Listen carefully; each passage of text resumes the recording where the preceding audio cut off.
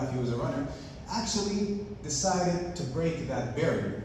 So I'll stop here and ask you, maybe if you're doing an exercise on the treadmill, or whatever action you're doing, you reach a point where your body stops, where your mind tells you stop. This is too much, I need to stop. And then there's this click that you can do to yourself. You can do this mental trick where you actually allow yourself to go further. This is a critical moment for Roger Bannister. At the end, he reached this the moment of disparity, of his body shutting off, and he said, it can't be done, I might die. But in that critical moment, he did the decision to actually push forward. And he actually broke that 4-minute barrier in May 6, 1954, which was thought to be impossible. Only 46 days later, 3 other people started breaking it. And now it's something simple that major athletes can actually do simply. So these are critical moments in life that can affect you personally and can affect the world around you. What if Steve Jobs considered that at the end of my height of my career, where I created Apple, I made new machines, I changed the area of innovation when it comes to technology and personal computers, and then got fired from Apple and said, "Khalas, I did everything. I just need to stop." So that's a critical moment as well, and I'm sure everyone here either had a critical moment when it comes to their careers. Do I stop? Do I go a step back? Do I start over? What do I decide to do for myself? What if he decided to just stop? He didn't. In that critical moment, he had a proper approach and decided that I am a creative person, I am an innovative person, I want to restart. And with that, he paved the way for future technologies. And if you like Toy Story, this guy, because he was fired from Apple, he made Toy Story and other things that we love. So, and at the end, I want you to think of yourself. What if you had a critical moment? And what if you decided, I don't want to continue? It's difficult. It's too depressing. It's too confusing. I don't know what the right decision is. Then your effect in the world will be lost. And your effect in the world is something that is precious and that is important. So, in order for me and you to not be that, to not be in that state, let me give you a small approach about what I think is the best way to approach critical moments. There's 3 phases. There's a pre-moment, where the critical moment is going to happen in the future. There's during, where the critical moment is happening, and then there's post, which happens after. And let me dive in a little bit about different points. So when it comes to the pre-critical moment,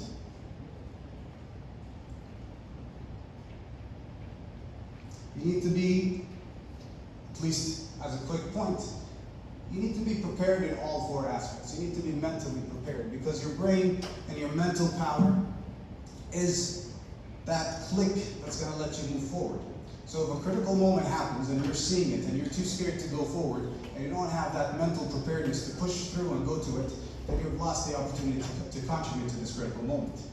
You also need to be physically prepared. If Roger Bannister went to that finish line, was close to it, but he was not physically prepared to endure the stress, then he couldn't actually have done it. You need to always have the skill and equipment, because mentally, physically being prepared is not enough. You need to be a skillful person with equipment that is able to use whenever the opportunity arises. And finally, which is my most important point, you need to have an understanding. How can you jump into a critical moment when you really don't understand what you're jumping into? You really need to understand what the field and what is the speciality and what is the moments that you're pushing yourself to go to. And once you have that understanding, when you have these 3 aspects as well, then you're going to be very well prepared for whenever that critical moment arises. One of my favorite people, Hamad Aldraye, was a person that was always prepared in different aspects. And whenever a critical moment arises when he's boxing, he would always get the knockout because he's prepared, not because he's just a great boxer. So, a critical moment itself is something that is scary. So I try to make it a little bit not scary. So that's a picture of a cat. And always whenever you're in a critical moment, I need you to focus on 4 elements. And these are the 4 elements. Choice, activation, tackle, signal. These 4 If you take out the first letter, it just spells cats. So whenever there's a critical moment, what do you think of? Yeah. So if a critical moment arises, you have to decide. I have to have a choice to be involved. I want to be in that moment. If you're not 100% there, then you're neither here or there. So you cannot be effective 100%. And then remember all these skills and equipment and preparedness and whatever. You have to activate. You have to choose to activate the skills, the equipment, the knowledge, the preparedness, the mental preparedness, physical preparedness, when that time arises. Then you have to prepare to tackle, because in critical moments, things don't arise just at once. They come in and keep on hitting you, one after the other. So you have to be in a state of preparedness to tackle everything that comes by, one after the other. And at the end, always remember to signal. And signal is something that I'm going to talk about in the next slide. But all in all, you need to be deliberate when you're in a critical state. So what do I mean by signal, and what do I mean by being deliberate? So signaling is always sending a signal. Always send a signal for help if you need help, because everyone needs to have support whenever they're in a critical moment. Us, when we're in the medical field, when we're helping a patient, the whole team is there because we're signaling for everyone to be involved. You always need to signal for completion. You need to signal for yourself and everyone around you that this critical moment is done. We're finished, now we can take a breath. And also, whenever you're having a critical moment with yourself, you need to signal for everyone that I'm going to take a step back, I'm in that zone, and allow me to be in that critical moment with myself. Because always remember that in critical moments you're not alone. There are others around you, and they need to have that signal to support you and be involved as much as they can be helpful.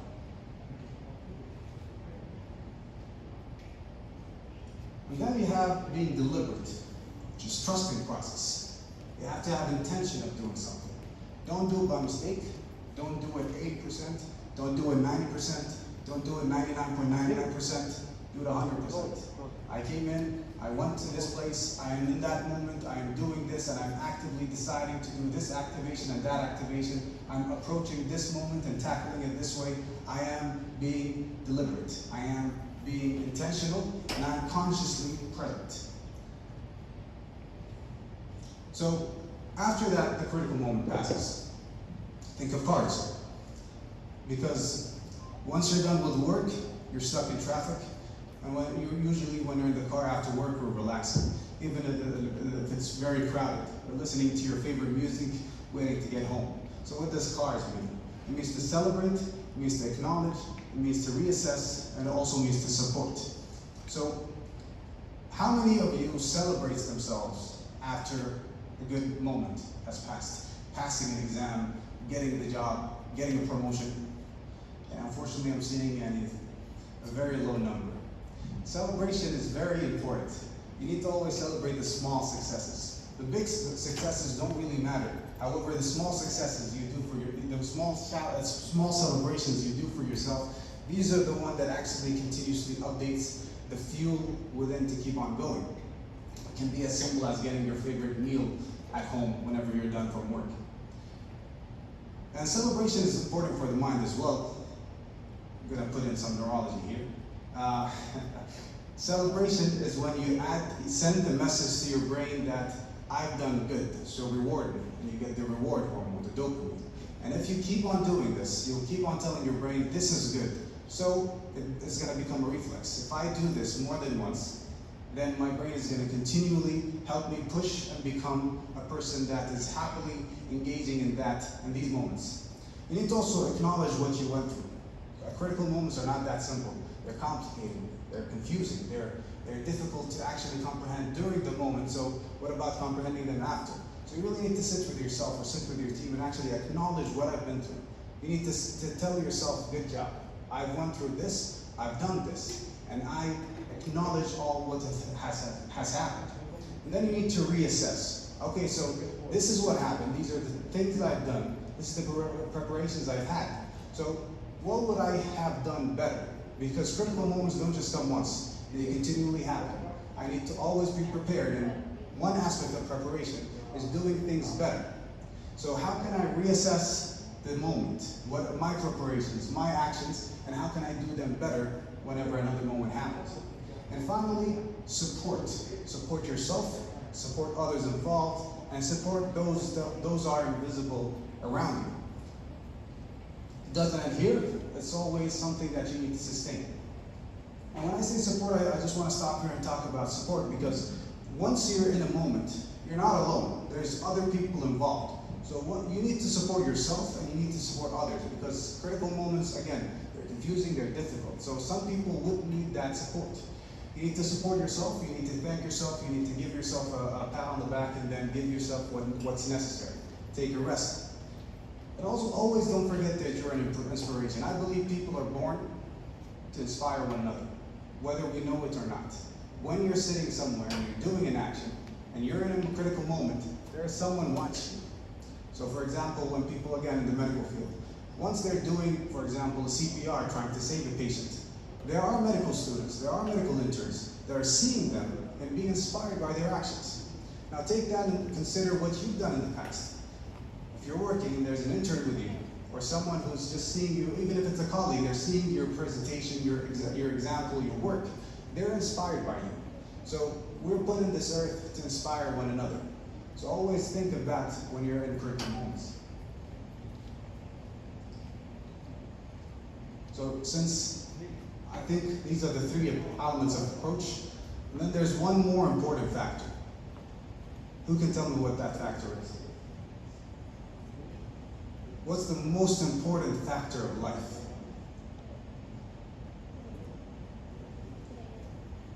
Man with Mike? I said faith. Okay, so and I think there's another more important. I agree, because I think there's another one more important. Living? Okay. Don't forget you're living. Just to keep going. Enjoying life. You guys have a very positive outlook on life. Okay, so I agree with everyone, but I have a different important factor. Failure. Everyone is bound to fail. And failure is one of the most beautiful factors of life. It's something that we're blessed with. Without failure, we wouldn't grow. Without failure, we wouldn't know what's right and what's wrong. And without failure, we wouldn't be here today, being whoever we are with the success that we're having. I believe that failure is something that I always keep in mind, because it's the change agent that pushes us to the next level. Whenever you're in a critical moment, you're not going to always succeed. Something is going to go wrong. You or someone else will not do 100%. You will learn something from that experience. You will fail, and that is beautiful. It's positive. It's something that you need to involve yourself deeply in and reassess, because some people might think that failure pushes you down, but I believe that failure lifts you up. It allows you to take another chance. And with that, I think the most important part of critical moments is not to succeed, but to actually try. The beauty of it is trying. I had an opportunity to try. And with that opportunity, I'm allowing myself to do something. Succeeding can happen, but failure is there to be our friend and to become more than what we are. I'll end with something I wrote 365 weeks ago. I don't know how much that computes to years, but when I was young, I liked to write a lot and on a WordPress. And I'm sure a lot of people do that as well. And once I got the invitation from CreativeMornings, I remembered something I wrote when I was young. And this in itself feels like a reflection to the topic today. So, who knows Humans of New York? It's a nice guy who has a camera, walks around New York, takes pictures of people, and then he has a conversation and then documents this conversation. Then he started going globally, and he went to Pakistan. He found this young kid swimming in one of the rivers, and he asked him the most important thing about swimming. The kid said the most important thing about swimming is not to be afraid. So he answered, what advice do you have for people who are afraid? And he just simply said, just don't be afraid or you'll drown. That kind of resonated in me and allowed me to think a little bit. فلسفت عليكم هنا شوي. If you allow me, I'd like my good friend Ahmed to read the excerpt. I can go on. Can you see it? Just don't be afraid or you'll drown. That says something. There will come a moment where life will throw you into the pool, and trust me, you will be afraid. However, we seem to mistakenly think that paralysis is a synonym of fear. It is not. On the contrary, fear gives our minds and bodies the boost to overcome what is ahead. And when life throws you into the water, fear will kick in and you will have a choice. You either use the boost that has been summoned inside of your mind and bodies to push through and swim, or succumb to fear and let it drown you. Although drowning does not mean death, in this context, it means something much worse. It means you get stuck in life, you are too afraid to take a step, so while others are moving, they push you aside. You are at the mercy of their choices, their decisions, their vision of life. And that is what happens when we believe that being afraid paralyzes you. So whenever life throws you in the metaphorical pool, use fear to summon that extra boost. Believe in yourself and swim. Believe you can do this. MashaAllah, great words. And this is actually why I chose that question in the name tag today. Because I wanted to actually see, do we associate fear with paralysis? It's not really, fear to me is an engine. Fear to me is something excited. I'm excited to jump into fear. It shouldn't be something that stops you. And if I'm going to give you a final point, please use fear as an engine. Please go to things that are fearful. Please jump into critical moments prepared. And with that critical moment, don't forget to think of yourself and think of others involved. And a big thank you to CreativeMornings for this opportunity. And as always, at the end, let's discuss and connect together. Thank you very much.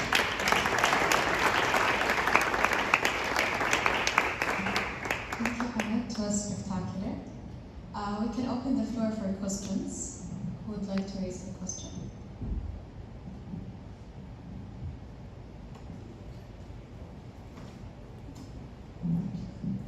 So, throughout the talk, we discussed how do we deal with critical moments. So I wanted to ask you, how do you deal with critical moments, maybe in the medical field or in life? Okay. Quick story. First day of of being a resident, a doctor, not a trainee anymore. Literally the first day, I was called with my team, seniors, because a patient was coding. So a patient's heart stopped. And I was completely blank because I really don't know what to do, and I just started running around, telling whatever they told me to do, I would do. Then flash forward, now, 4 or 5 years later, if that happens in front of me with a different context, then I'm calmly approaching this easily, not fearful. So what changed was just one thing, being prepared. So the element of understanding means you know what you're going to. I know that in my field at least, there are emergencies that are going to happen. I need to understand them very well. I need to understand what is the expectations, because to me, being prepared means you will never be surprised. I know that this is possibility number 1, this is possibility number 2, this is possibility number 3. And I know the actions I need to do for each. So I'm never surprised. So why should I be scared? You know? So that's my methodology. Be prepared and know the expectations or the possibilities so you know what to do. Thank you, very good question. Another question in the back.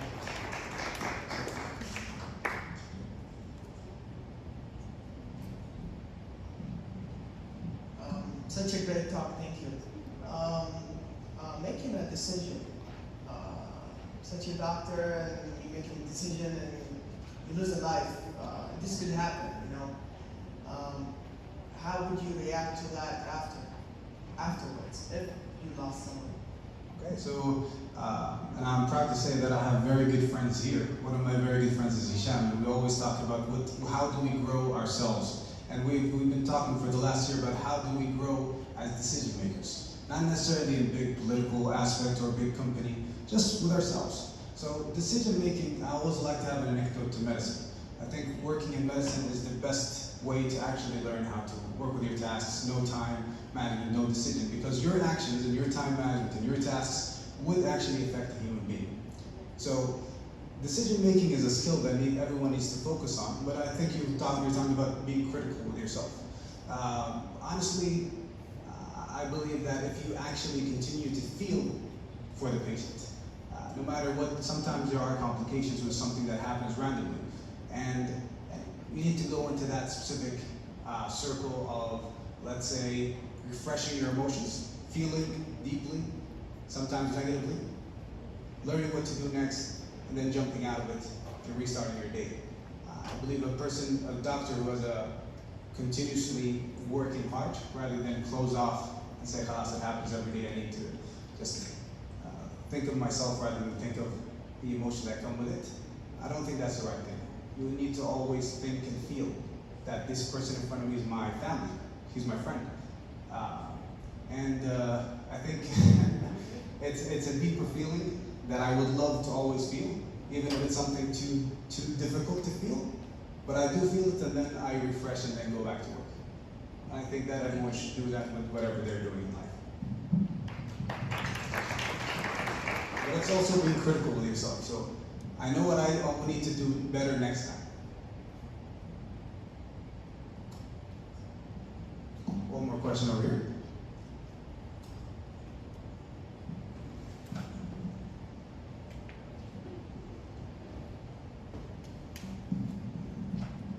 Thank you so much for the talk. My question is, how did you balance between working in the medical field and spending a high number in voluntary work? So one element is, alhamdulillah, I had a very, let's say, supportive family. My older sister and my family usually are people who are involved in charities and social work and such. So I was involved in a young age. I started volunteering from the age of about 13, 14. And with that, it just continues to grow. Because I found that for me, I love helping people. I love supporting the community. And whatever opportunity that could come, then I would just jump in and go. The other element is because I know for a fact that these things are the things that give you the ability to grow as a person who would eventually become a professional person. It helps you with your task management, with your communication, with your teamwork and such. So I think I've become a good professional worker because I've heavily involved myself in volunteering. I experienced how to task manage, how to communicate, and how to work with people in a let's say, a safe zone, and that helped me actually take it to my professional work. So because I wanted to grow as a person, and because I love helping people, I think I managed to do a lot of work. And if you love something, you'll find time, no matter what.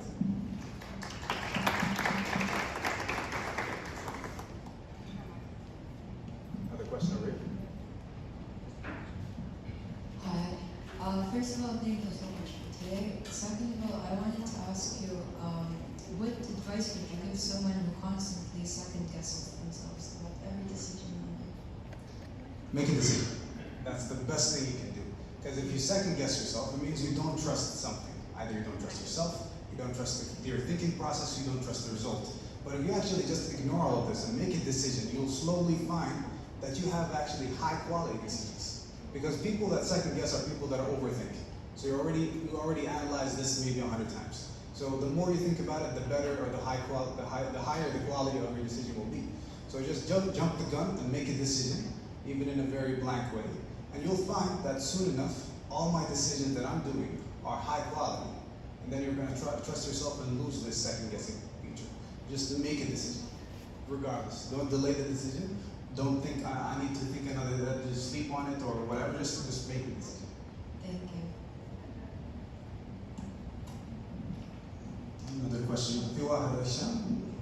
Two questions. But you can give the mic over there and I'll give the mic over here.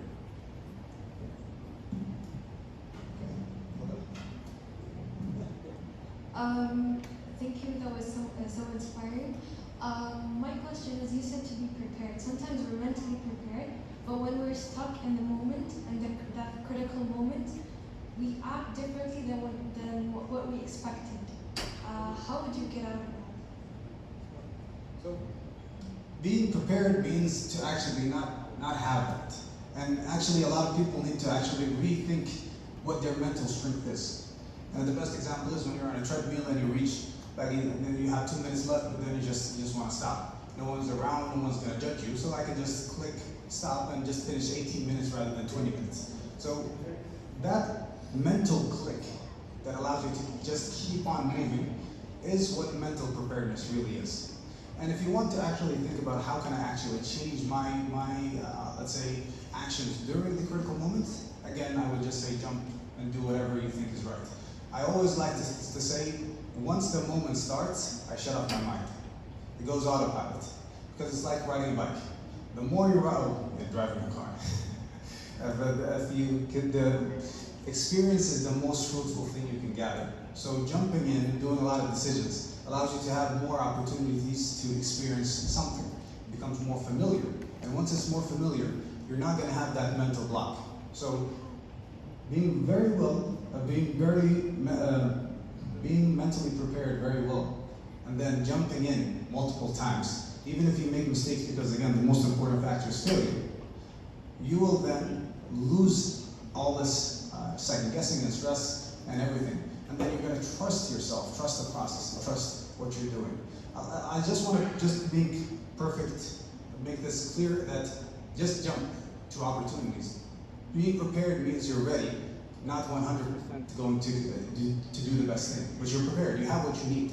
But jumping in and having the experience once, second, twice, third, fourth, and I messed that up, I was doing it multiple times, you will eventually be more familiar. Things don't get more easy, they become more familiar. So that's when you actually start doing things like you're driving a car.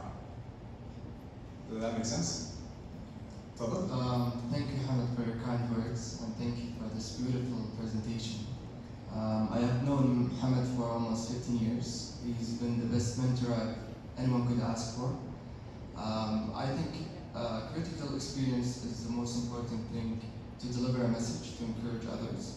So my question is, what is your most critical experience outside of the medical field that you have been through? So considering this question, my friendship with Hisham actually started because of a critical moment and my reaction to that critical moment, but it's going to be something, a conversation for another time. I think a critical moment outside the medical field. I love being a doctor to the point I spend most of my time in the hospital, but I don't really have a lot of things going on outside of medicine. Critical moment outside.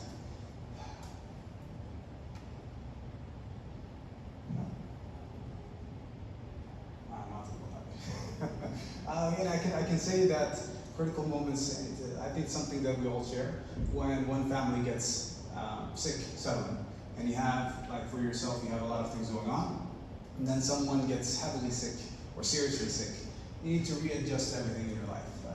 Your work, your communication, your social engagements, everything that you've been doing to actually decide at the moment and use all that preparedness to focus on your sick relative. And then at the end, when you pass through it, you celebrate by acknowledging and everything else. I had a recently very sick relative, and I think that was a critical moment that I'd like to share. I literally had to focus most of my energy there without actually compromising a lot of my social work, my community around me, and my actual occupation as a doctor. And because of that balance, and I think I did a good balance because not a lot of people noticed, but at the same time, I think that's a critical point because it was actively taking a lot of pressure from my side. And then I actually rested at the end, and I feel prepared for baby step if anything else happened. But I think that's something that's hopefully not a lot of people share it, but that's a critical moment from my side, something recent. Thank you.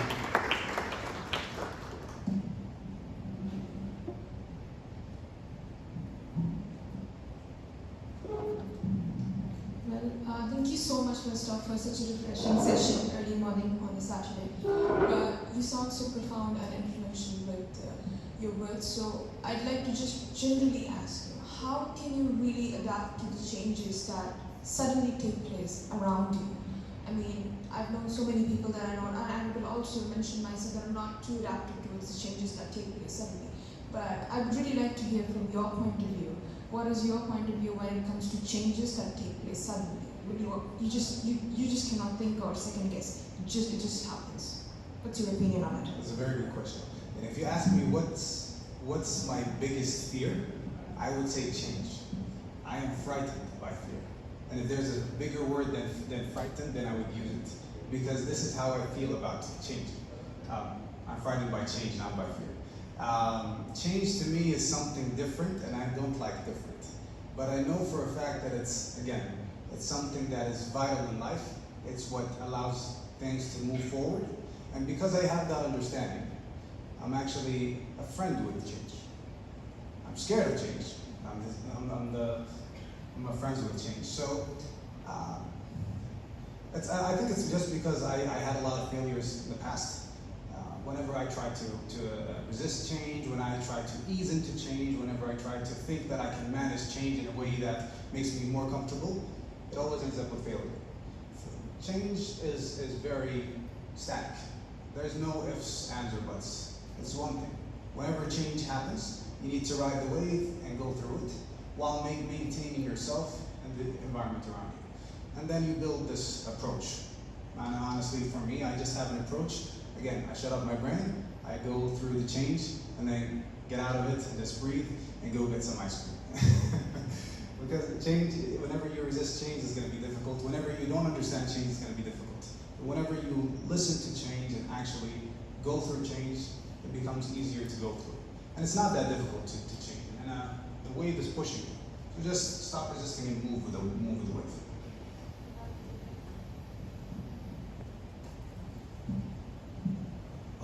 Hi, thanks for this session. It was something really different that we often don't talk about. After one has experienced really intense and critical moments in life that have tested their patience, resilience, it's bound to affect their mental health. And being in the 21st century, at the mid of 21st century, where mental health is not just a stigma anymore, it's realized that one gets affected from problems related to mental health. It could come out of guilt, it could come out of inexperiences, it could come out of our incapabilities towards certain things. How do you deal in critical moments with when it affects your mental health? Do you just go beyond faith? Do you rely on faith? Do you rely on your capabilities? Because at that point of time, you're feeling pretty low in life. So how do you deal with it? Sorry for the long question. No, it's a very good question. I think, I believe actually that we live in a very fast-paced life, and everyone around us is either getting better jobs or doing this project, or something is happening and I feel like I'm left out, it's too fast, I just want to be involved. So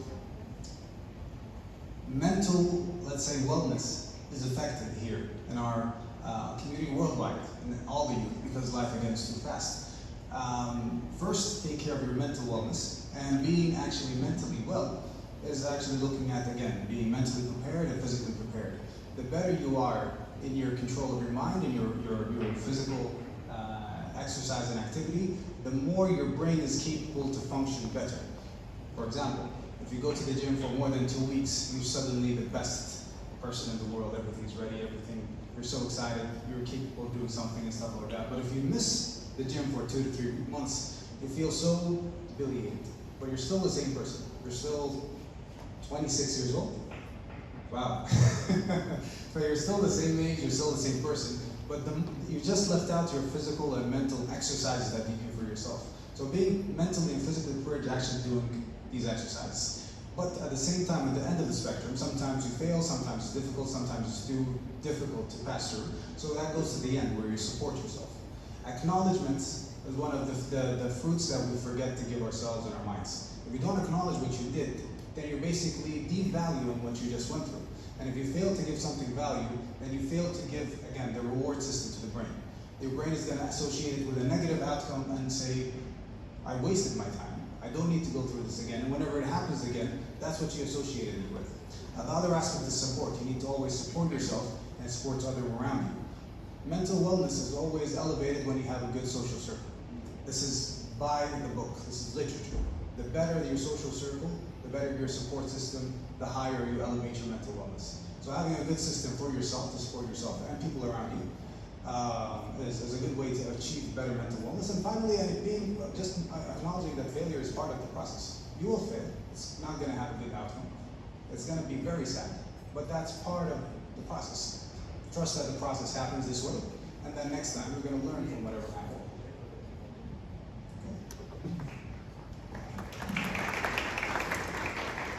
Shukran, Dr. Hamad. My question relates to the role of resiliency, which I think you've already addressed in your answer just now. The role of resiliency in experiencing post-traumatic growth instead of post-traumatic stress. Okay, that's a very good point. When I started college, I read a quote by Babe Ruth, great baseball player. He basically said, it's hard to beat someone who doesn't give up. So college was difficult. I'm not a very good student at all. I just worked very hard. So it was difficult at the beginning because just the whole process of learning is boring to me. So I like to learn by doing rather than studying.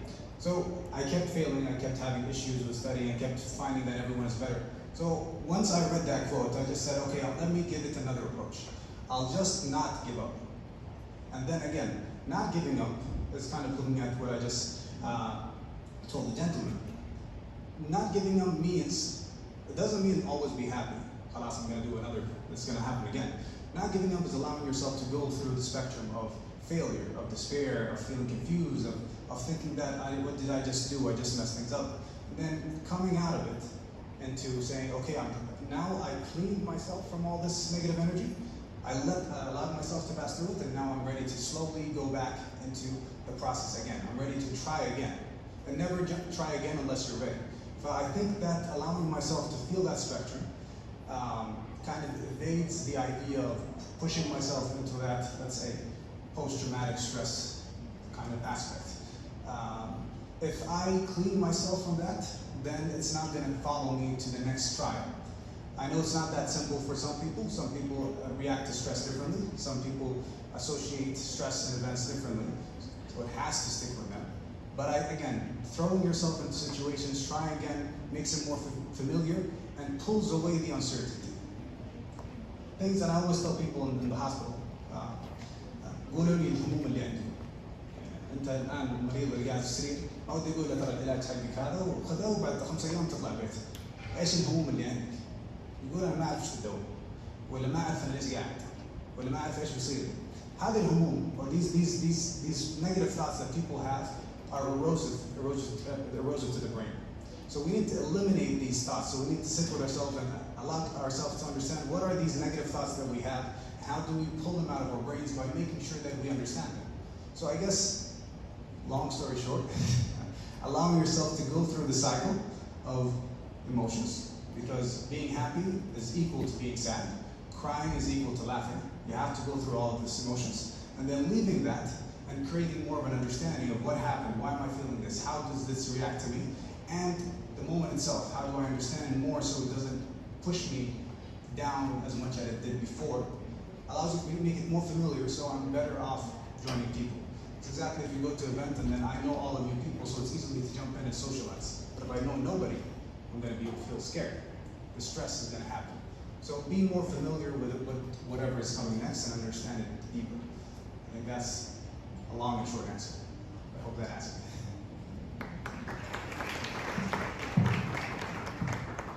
Thank you, Hamad, for that very inspiring talk. I'm sure I echo everyone's thoughts here, and that was very profound.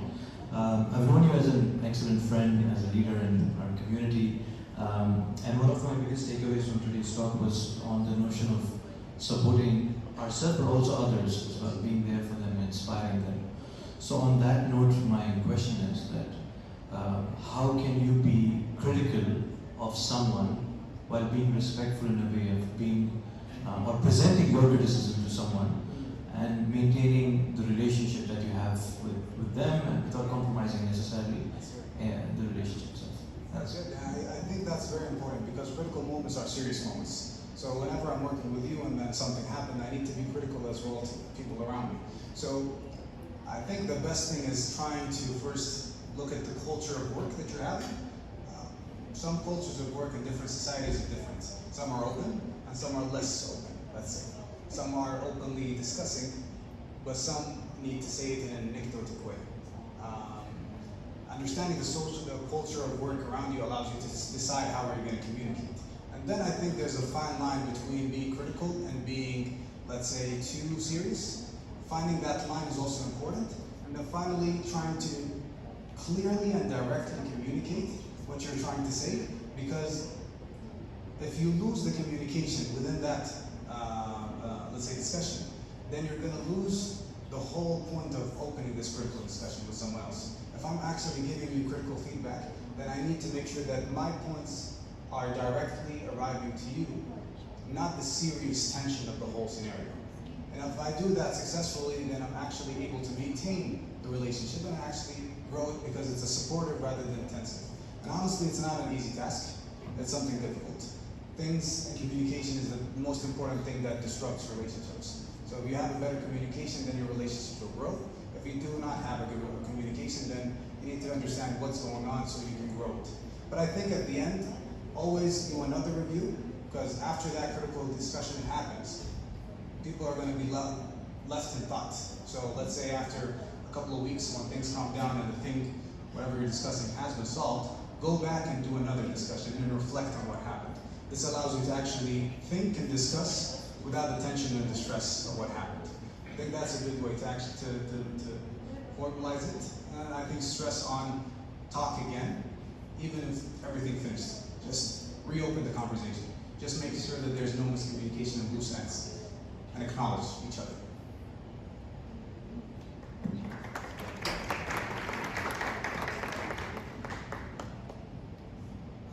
Assalamu alaikum. Sometimes by how busy we are, our brains are very busy, we can miss that this moment is critical and miss acting on it.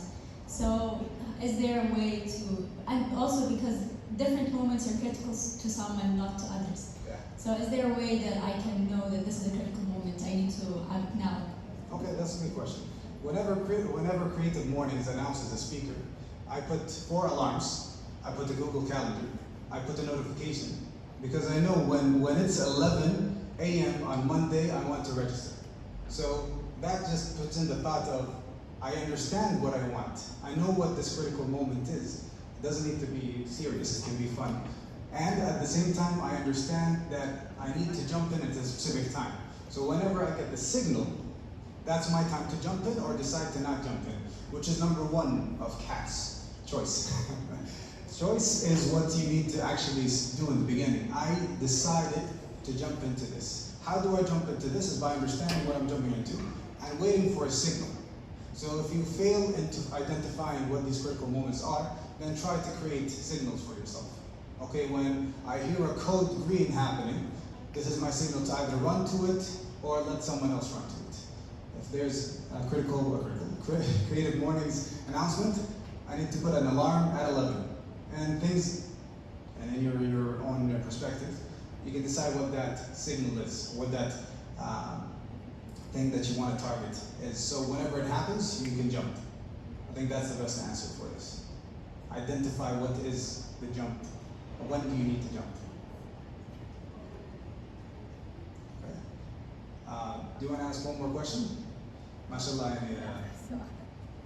خدنا من وقتكم كثير الله يعطيكم العافية.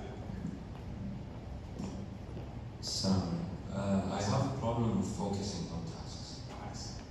How do you prepare yourself? I find myself always throwing myself at opportunities, but without thinking about if there is an opportunity like next week.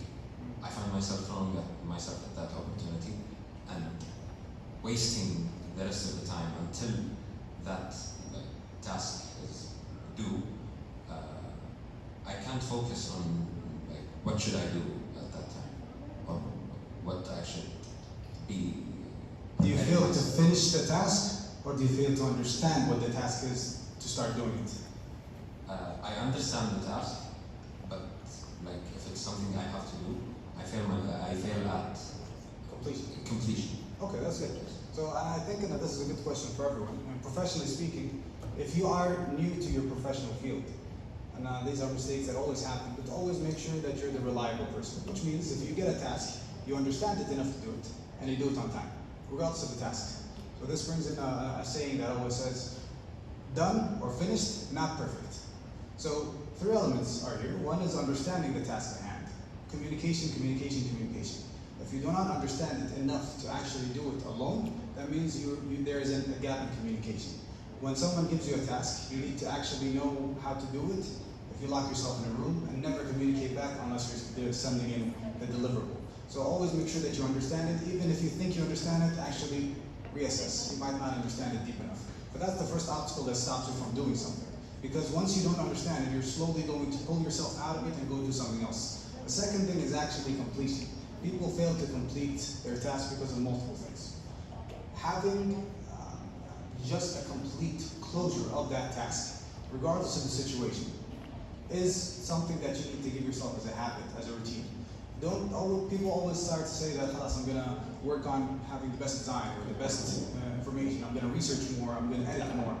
But actually doing something, submitting it on time, is better than delayed submission with whatever extra sprinkles are on top. There's always a threshold of done.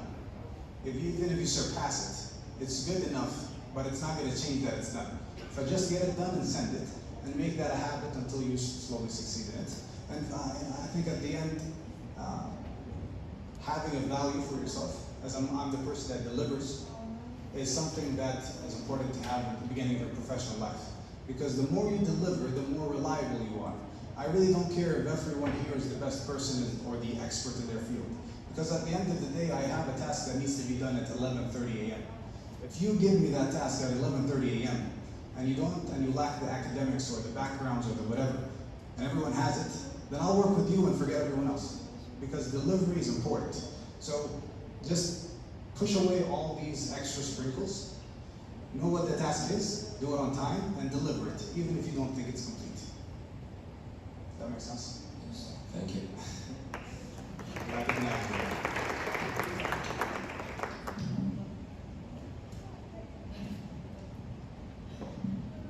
think we covered most of the questions.